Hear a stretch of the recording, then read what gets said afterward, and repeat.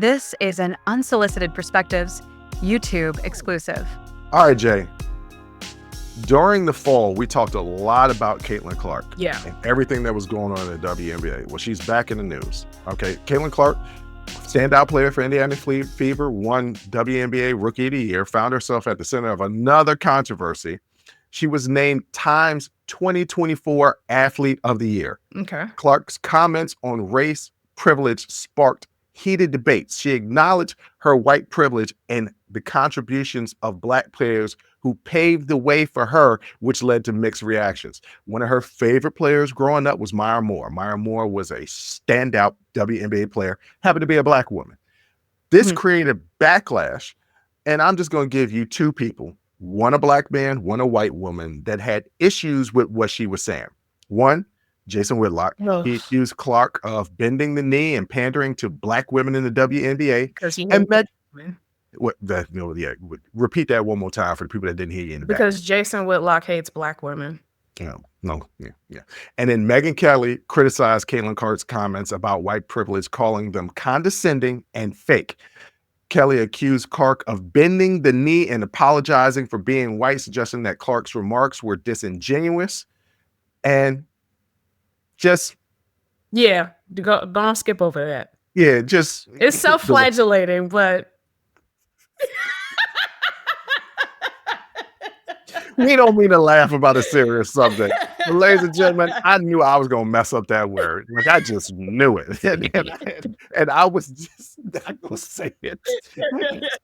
But self-flagellating. She called it disingenuous and self-flagellating. Yeah. Here's some numbers. When the WNBA started in 1997, the league had predominantly. Yeah. See, and now you know why I didn't say the word self-flagellating, because it sounds like flatulations to me. It does. It does. You're not wrong. Right. In 1997, the league was predominantly black player based, had approximately 80% Black women playing in the WNBA. Now it's about 60%. So the league chances are, when Caitlin was growing up, her favorite players were probably Black women. There was Maya Moore. Yeah. Statistically, that's just going to be the case. And guess what? They did prop up the league because they were the dominant group of the players in the league. Guess what? They still are. Yeah. Caitlin Clark expressed confusion over the controversy, saying that she just tries to treat everyone with respect and kindness. Yeah. Which truly, that's all you should want to do. So once again, Caitlin Clark is thrown into a controversy that's not of her creation. It kind of was this time. It was her. It's based on her comments, but it's based on her comments. But again, it's people who. I mean, Megyn Kelly and Jason Whitlock. First of all, that's the same person. First of all, I mean, here's the thing. What's really tea about this, or what's really not low about this, is the fact that anytime somebody compliments Black women or gives Black women their props for having paved a way or fought the system or whatever it is, it's always somehow, oh, you're pandering to... No, you know what? You can compliment us. It's okay. Like, it's fine. You can give us our flowers. Like, it's okay. It's not pandering. What do you mean? Nobody panders to us. We wish people pandered to us. Well, that would be great. That would be lovely if people pandered to us. What the hell are you talking about, Jason Whitlock? What the hell are you? And the fact that both of them are talking about bending the knee. Bending the knee to who? Honestly, bending the knee to Black women. You know how low that knee got to go to get where we are on the totem pole? What are you talking about? This idea that certain white people, not all, that certain white people don't want to acknowledge their privilege. Let's break down privileges that people have. Mm-hmm. There's a male privilege. Yes. There's a white privilege. Yeah. There's a attractive privilege. Mm-hmm.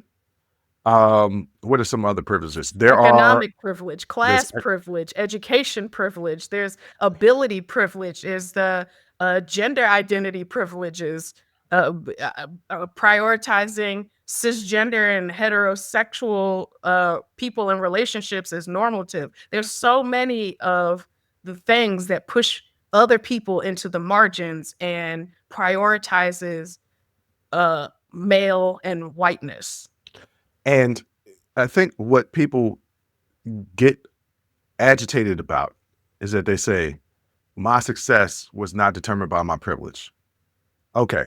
Because they want to be the hero of their own story. And I get it. Yeah, Everybody wants to be the hero of their own story. yeah, yes, of They're like, course. I don't want to be the villain of my story. I want to be known as the person that accomplished this, and I did this. My damn story. I would love to be the Right. protagonist of it. Yes. You can work hard and accomplish your goals and still have privilege. One doesn't necessarily take away from the other. Both things can absolutely be true. Yeah. I have male privilege.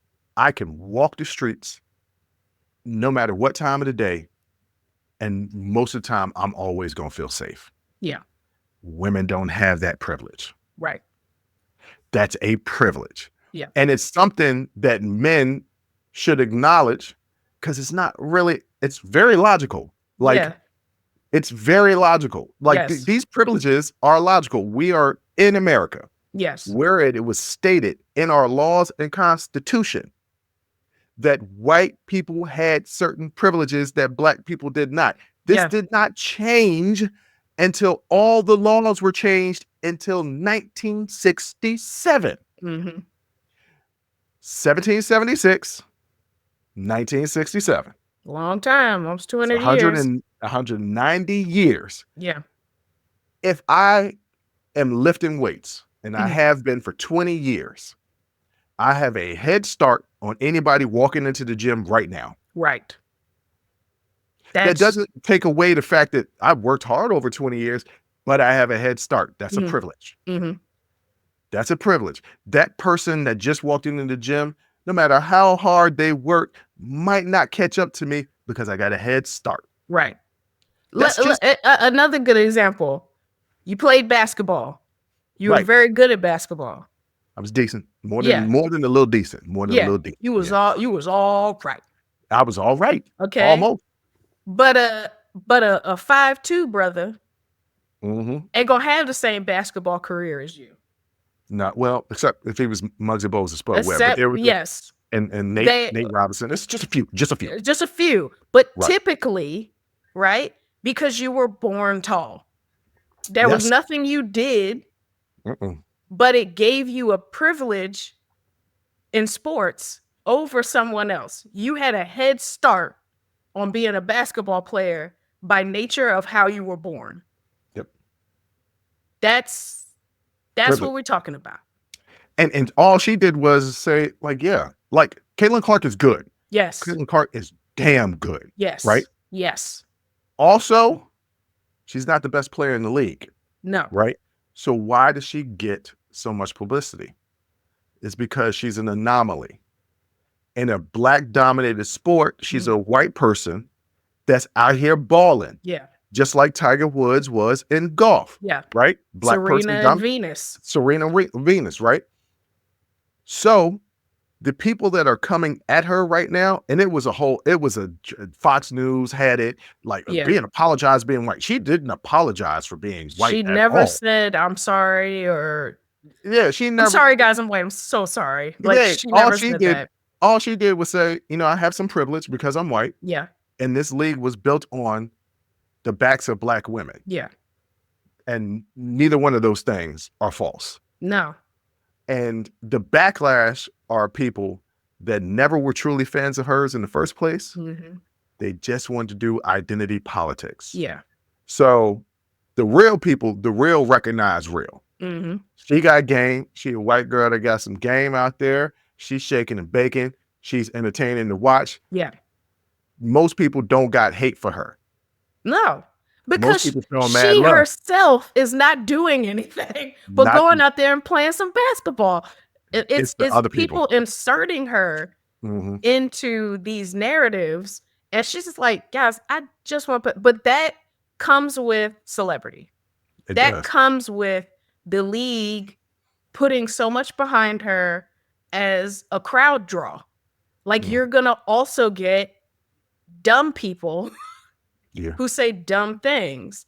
And the most infuriating thing for those type of people is anyone complimenting they cannot stand when people compliment Black women. They can't stand it.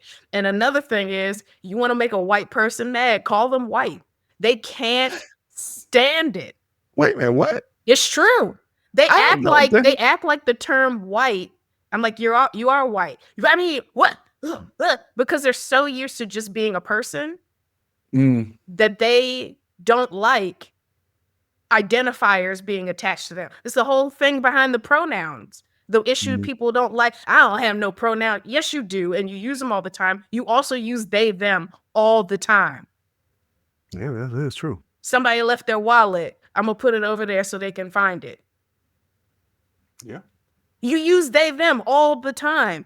But it's the thing of you're used to being seen as what's normal, the standard.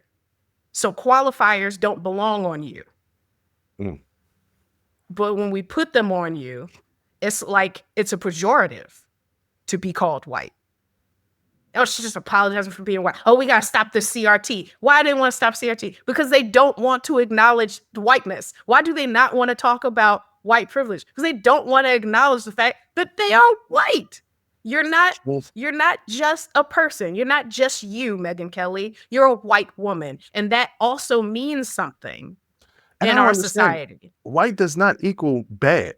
No. But for some strange reason, that's what they've internalized themselves. When you say white privilege was guilt, when you say white privilege, they automatically deem that as something bad. There's history that says, no, it was bad. Yeah.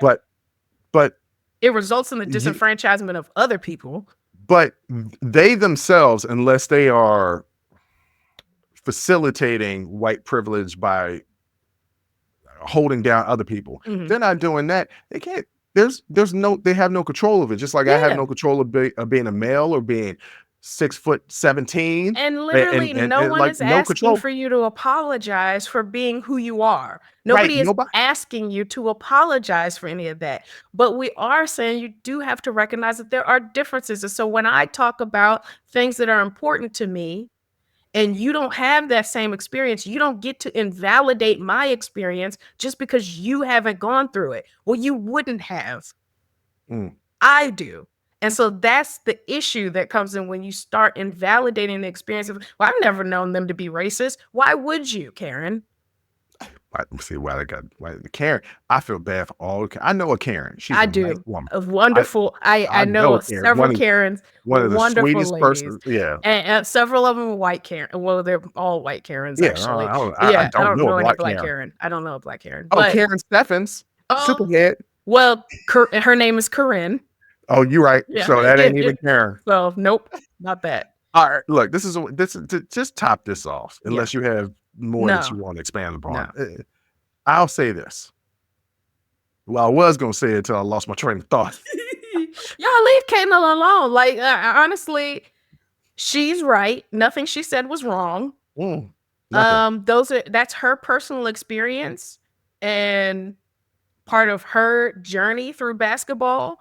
And that's her truth. And she's not saying that it's applicable to everybody. It is.